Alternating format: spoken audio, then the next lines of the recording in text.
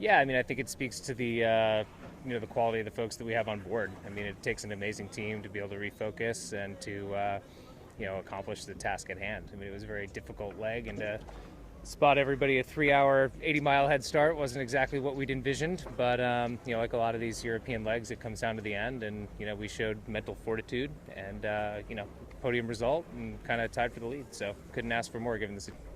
Yeah, it's very exciting. I mean, all these legs are so complex. They're so complicated. They come right down to the end. So, I mean, in this instance, Quorum, snuck in and won the last leg right at the last second, and it looked like they were going to do the same, get second in this one, and you end up fifth. So, it can happen to everybody. You got to put the boat in high percentage situations as best you can, and make sure you get the last one right because there's a lot of changing.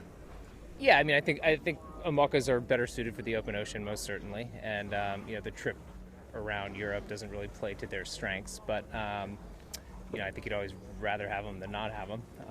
For the most part, there are instances, starting legs, finishing legs in close quarters, where the maneuverability of the older boats is important, and we see that in the results. They're tied at the top, and they deserve to be. They sailed really well.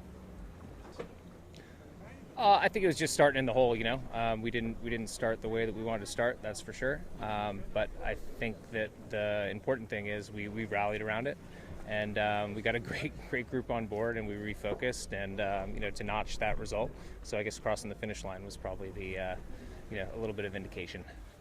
It's the difference between the physically demanding parts of the race course and the mentally demanding parts of the race course aren't very clear. It's easy to get up for Gibraltar because it's going to be there. It's going to be 30, 40 knots. You've done it a million times.